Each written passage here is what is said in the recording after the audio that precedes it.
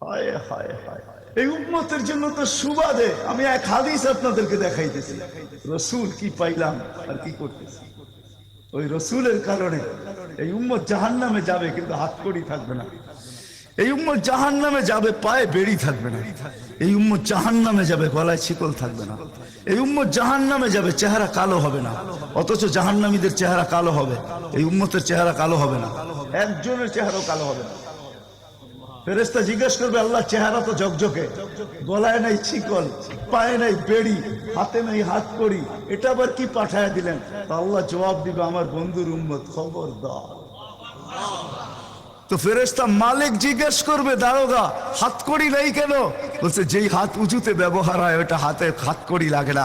যেই পাও মসজিদের দিকে চলে ওই পায়ে বেড়ি লাগে না।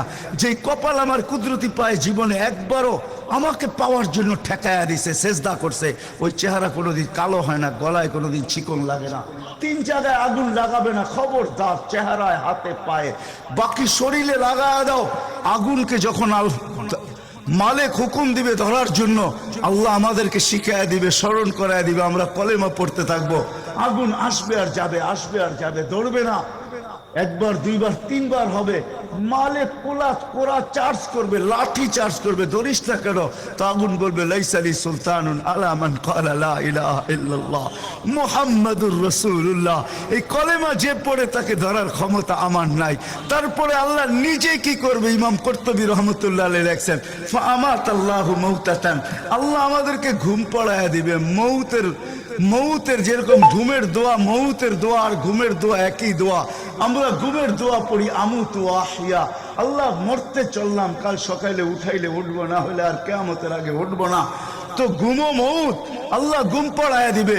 আজাব ঘুমের ভিতরে কমপ্লিট করে আল্লাহ বাহির করে নিয়ে নিবে। নবীর সুবাদে, নবীর সুবাদে। হায় হায় হায়, একটা পর্ব এরকমও আসবে, জানি না নারায়ণগঞ্জের মানুষ বুঝবে কি বুঝবে না। একটা পর্ব এরকমও আসবে নবীর সুবাদে, একটা পর্ব এরকমও আসবে নবীর সুবাদে, এরকম একটা পর্ব আসবে। আল্লাহ জিবরিলকে ডাইকা বলবে যে আরশের সাথে কান লাগাও। তো দেখবে যে আরশের সাথে কান লাগা একটা ক্ষীণ আওয়াজ আসতেছে, যেইখানতে বলতেছে, হান্নান মান্নান আনকিদনি, ও হান্নান মান্নান আমাকে বাঁচানা।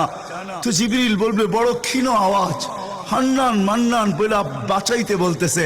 বলছে, জিবরিল দৌড়ে যাও, আমার বন্ধুর উম্মত আমাকে বাঁচানোর জন্য ডাকতেছে। জিবরিল যাবে দোজখের কাছে, মালিকের কাছে যাবে। মালিক লিস্টি দেখা বলবে, কেউ বাকি নাই, আখরাস তো সবাইকে বাহির করে দিছি। ফিরে আসবে, আবার শোনাবে, আবার যাবে, আবার ফিরত আসবে। তৃতীয়বার এসে আল্লাহর ঠিকানা বলে দিবে, যাও দোজখের ওই অথই তলদেশে যায় দেখো, কয়লার মতো কয়লা হইতে হইতে পোকার রূপ ধরে গেছে, উপরে পড়ে আছে, ওইখানে যে কান লাগাও। তো দুইজনে যে কান লাগাবে, তো দেখবে ওইখান থেকে ক্ষীণ আওয়াজ বাহির হইতেছে, ইয়া হান্নান ইয়া মান্নান আনকিদনি, ও হান্নান ও মান্নান আমাকে বাঁচা না। ওই আওয়াজ আল্লাহর আরশের সাথে এসে টক্কর মারবে, ওইখান থেকে উঠায় নিয়ে আসবে। বলবে, আমার বন্ধুর উম্মত উঠায় নিয়ে আস, আমি ওয়াদা করছি আমার বন্ধুকে রাজি করে ছাড়বো।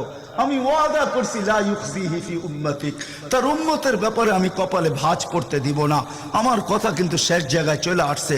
ওই রসুল, ওই নবী আমাদেরকে আল্লাহ দিয়েছেন আমাদেরকে জান্নাতে নিয়ে যাওয়ার জন্য। আমাদের নবীজির ডঙ্কা কিন্তু সৃষ্টির আগের থেকে, জন্মের আগের থেকেই বাজতে ছিল। এরকম কোন কিতাব ছিল না, এরকম কোন নবী ছিল না, এরকম কোন রসুল ছিল না যার মুখে আমাদের নবীজির আলোচনা ছিল না। এটা তো সৃষ্টির আগের থেকে।